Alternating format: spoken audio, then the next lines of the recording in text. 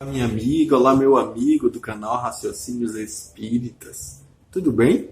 Eu sou o professor Danilo Cruz e estou dando prosseguimento ao nosso estudo da obra Sabedoria do Evangelho de Carlos Pastorino. Estamos no volume 2 e hoje nós vamos contemplar a segunda parte do capítulo A Oração. Vamos concluir esse capítulo que já está no finzinho do volume 2 dessa obra magnânima. Pois bem, então vamos primeiro remontar aí ao texto que inspira Pastorino, lembrando que o nosso objetivo aqui é de sermos fiéis ao texto de Pastorino. Então a gente não faz digressões, não traz elucubrações de outros autores. A gente aqui não traz a possibilidade de outras leituras, outros olhares. O propósito aqui é a fidedignidade ao que Pastorino traz em seu texto. Então, por isso, vocês não me veem fazendo comentários pessoais. Às vezes, uma coisinha ou outra, muito raramente, mas realmente a gente tenta ser fiel ao texto. Então, a gente começa trazendo o texto dos evangelhos, no caso, os 3 evangelhos sinóticos, que são apresentados por Pastorino, apresentando as preces, o olhar de Jesus da prece, né, as orações, e aí, bem claramente, a gente vai ver que há uma ênfase no Pai Nosso, a famosa oração dominical. Então, vamos ao texto, o que é que Pastorino traz. Então, o texto é a oração, como eu disse, a parte 2, embasado no Evangelho de Mateus, capítulo 6, versículos de 5 a 15.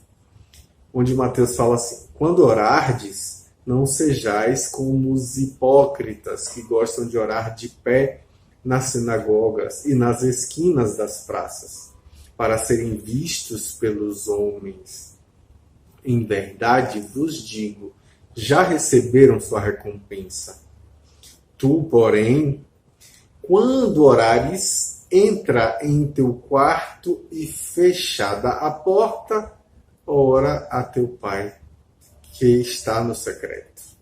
E teu Pai, que vê no secreto, te retribuirá na luz plena. Quando orais, não useis de repetições inúteis como os gentios. Pensam que pelas muitas palavras serão ouvidos. Não sejais como eles, porque vosso Pai sabe o que vos é necessário antes que lhe o peçais.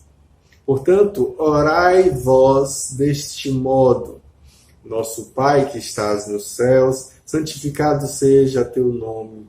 Venha o teu reino, seja feita a tua vontade, como no céu, assim na terra. O pão nosso sobresubstancial dá-nos hoje, e perdoa-nos nossas dívidas, assim como nós já perdoamos aos nossos devedores. E não nos induzas em tentação, mas liberta-nos do mal. Porque se perdoardes aos homens as suas ofensas, também vosso Pai Celestial vos perdoará. Mas se não perdoardes aos homens as suas ofensas, tampouco vosso Pai Celestial perdoará vossas ofensas. E aí a gente vai para o Evangelho de Marcos, do capítulo 11, versículos de 25 a 26. Quando estiverdes de pé orando, se tendes alguma coisa contra alguém, perdoai-lhe, para que também vosso Pai que está nos céus vos perdoe vossas ofensas.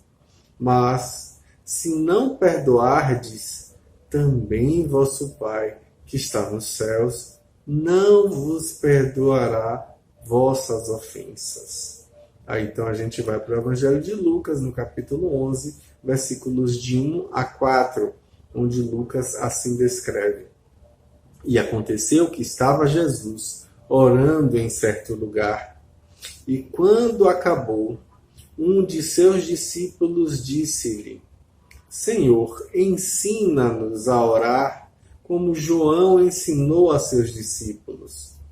Ele lhes respondeu: Quando orardes, dizei: Pai, santificado seja teu nome. Venha teu reino. O pão nosso sobressubstancial dá-nos diariamente e perdoa-nos nossos erros, porque também perdoamos a todo aquele que nos deve. E não nos entregues à tentação. E aí a gente vai para o momento em que Pastorino apresenta o sentido do Pai Nosso. A individualidade nos ensina que a prece deve ser sempre uma aproximação máxima possível entre nós e a nossa origem, o nosso Criador. E por isso nos recorda que Deus é o Pai, já que somos gerados por Deus, como disse Atos capítulo 17, versículo 28. Somos partículas do grande foco de luz incriada. E nessas condições, quando nos dirigimos a esse Pai que reside no secreto, como bem falou o evangelista, de nós mesmos, esse secreto interno, devemos voltar-nos e mergulhar nesse secreto, ou seja, entrar em nosso quarto íntimo e, além disso, trancar as portas de nossos sentidos, isolando-nos de tudo quanto é externo e material. Isolar-nos, inclusive, e sobretudo, de nosso próprio eu pequeno, ou seja, da nossa personalidade egóica, e para que o contato seja o mais lídimo possível. Nossas primeiras palavras devem constituir um apelo que nos recorde a nossa filiação divina, confessando-nos filhos no real sentido, né? No sentido mais real ainda do que a simples e transitória filiação humana do corpo físico. Então Jesus nos adverte, a individualidade nos adverte que a filiação terrena não é propriamente uma filiação, conforme a gente vê lá em Mateus capítulo 23, versículo 9. Por que chamais de Pai, né? Então, Deus é a verdadeira paternidade porque Ele é a origem de nosso espírito, de nosso verdadeiro eu profundo, como diz Pastorino. Ou seja, é a centelha divina e eterna. Só a Ele nós devemos dirigir as nossas preces. Jesus jamais ensina que nos dirijamos a intermediários, mas sim diretamente ao Pai, que habita dentro de nós, que habita no secreto de nossos corações. Isso aí, nessa situação, exprime, na verdade, a cláusula positiva, que está nos céus. Os céus que exprimem, na verdade, o reino que está dentro de nós, conforme diz Lucas, no capítulo 17, versículo 21. E nos levam, na verdade, o pensamento ao coração. O Pai que está nos céus está, então, no reino dos céus, que está dentro de nós, como disse Jesus. A consequência é lógica e é irrefutável. Nosso Pai que está em nosso coração, nesse reino dos céus que ansiosamente nós buscamos como mendigos do Espírito, como a gente já falou anteriormente. E continuamos fazendo 3 petições referentes à individualidade. A primeira petição: seja santificado teu nome, sendo nós, na verdade, a manifestação externa de nossa essência profunda, que é constituída pela centelha divina. Nós pedimos que seja santificada a nossa personalidade, que é, na verdade, a exteriorização de Deus. Que nossa parte transitória, que no planeta manifesta Deus, se torne sadia, sábia, seja santificada. Né? E por isso que nem nos atos, nem nas palavras, nem mesmo nos pensamentos, nós deixemos jamais de ver em todos, de ver em tudo e em toda parte a manifestação do nome de Deus. Porque todos e tudo exprimem esse nome santo exprime isso, embora exteriorizado com defeitos, por deficiência dos canais através dos quais a gente manifesta. Que tudo se harmonize sintonicamente com a santidade divina, que todos, inclusive nós e nossos veículos, se santifiquem ao contato com essa centelha divina. Então, tudo o que nós conhecemos, tudo o que nós vemos, tudo o que existe é constituído pela mesma e única essência profunda íntima de Deus, as palavras de Pastorino, que sustenta tudo com o seu ser. A segunda petição, no caso, é para a individualidade ou espírito com E maiúsculo, que é: venha o teu reino.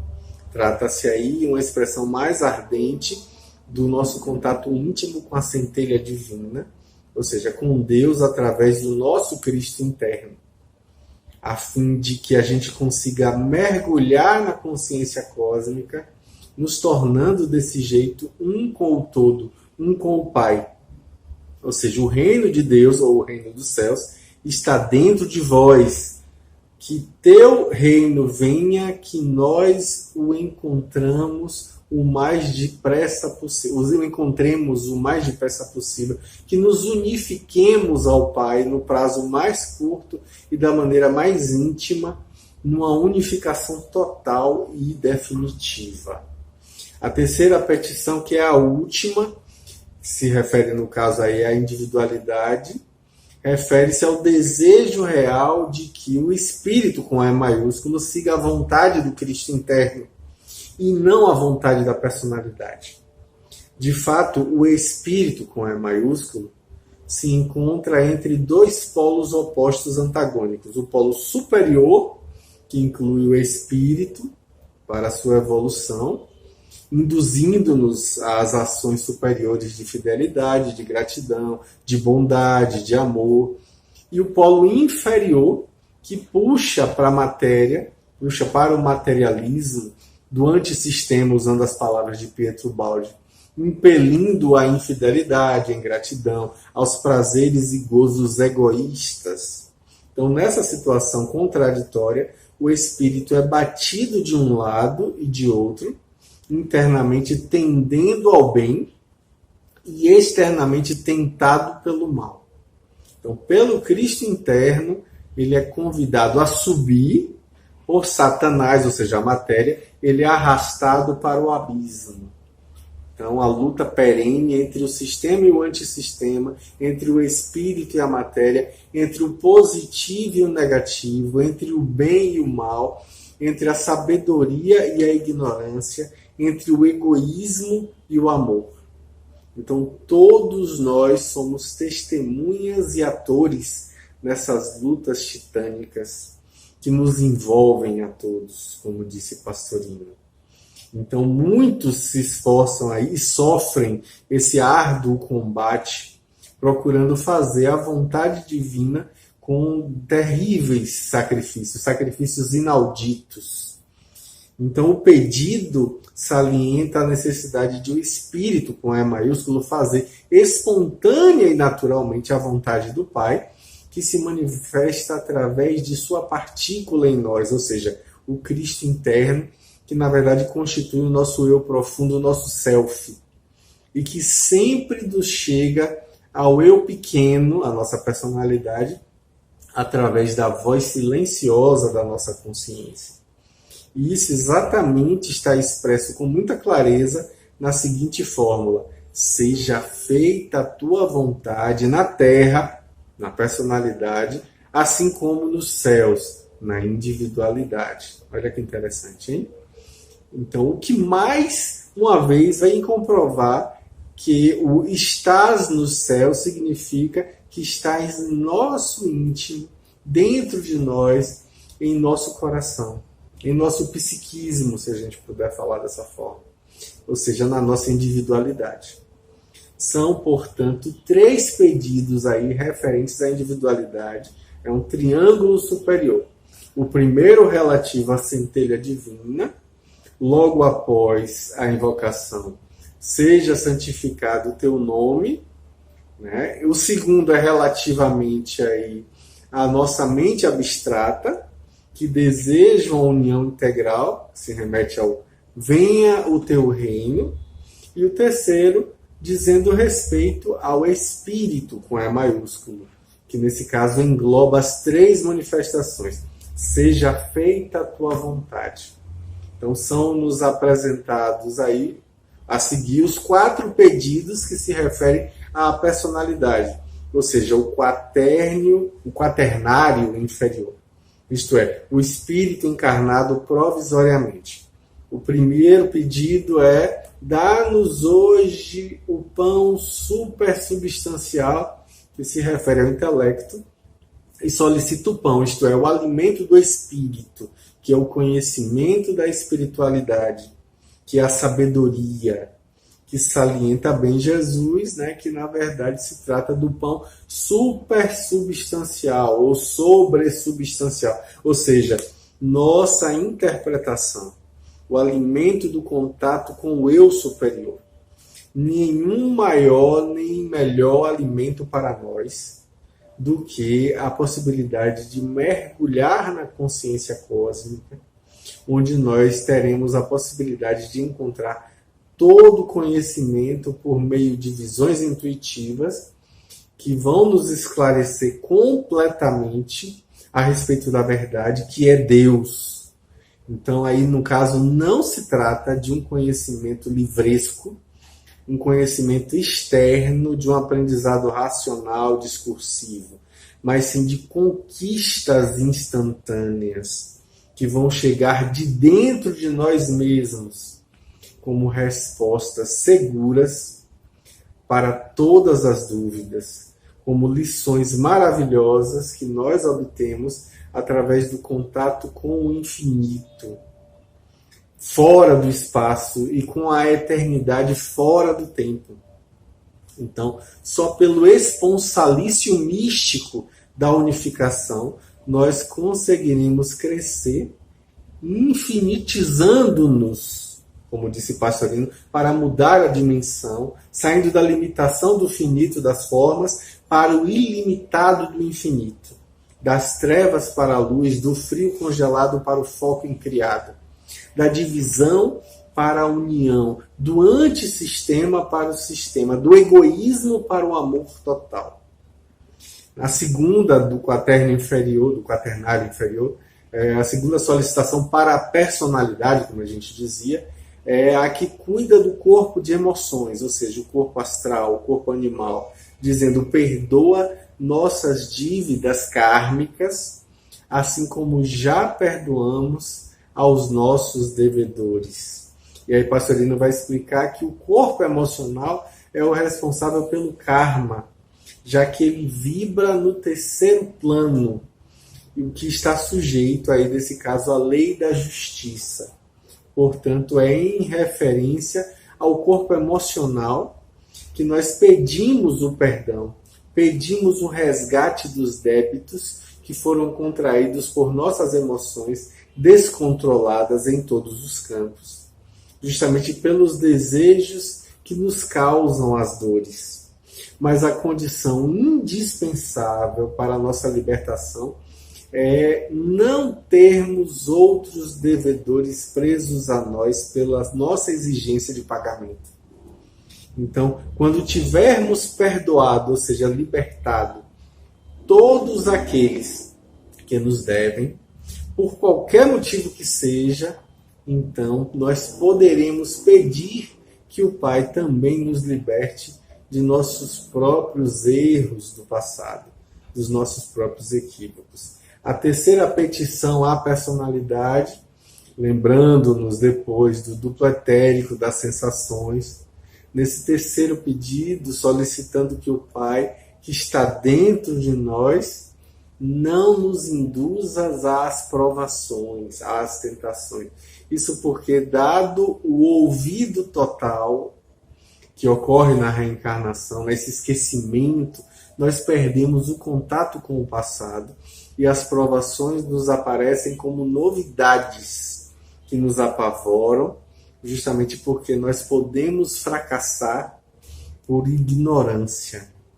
Então, não estando em contato com o mundo espiritual, de onde nós proviemos, vão surgir em nós as experimentações a que nós estamos sujeitos nesse polo negativo em que nos encontramos com o embotamento da realidade.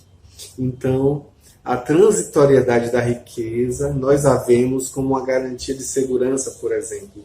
A ilusão da posse é considerada por nós como um valor de realidade. A mentira do prazer, como disse Pastorino, nos engana com alegrias que amanhã se transformarão em sofrimentos. Mas absolutamente nada disso a gente percebe. Então, por isso, as provações ou tentações da riqueza, da posse, do prazer, são em vista da nossa opacidade visual. São inversões da realidade da vida.